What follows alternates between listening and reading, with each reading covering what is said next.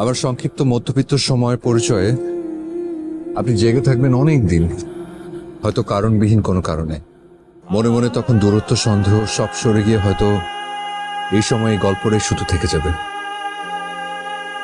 মুরগি আলা, মাছ আলা, একটা তরকারি আলা, কম বেশি টাকার জন্য সবসময় দরজা ধাক্কাইতে থাকে। তুমি বলেন কি, মানে আপনার অবস্থা তো ভয়াবহ মনে হচ্ছে।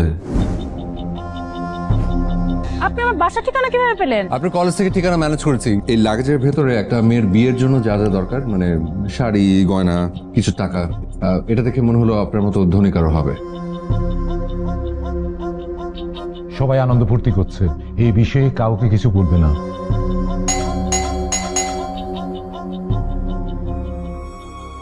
দারিদ্রতা মানুষকে ভিক্ষুক বানায় না, দারিদ্রতা মানুষকে তার ইচ্ছার বিরুদ্ধে দাঁড় করায় দেয়। অভিশাপ দিও না ভাই, দোয়া করেও যেন কোনো একদিন টাকা সহ মোবাইলটা ফিরিয়ে দিতে পারি।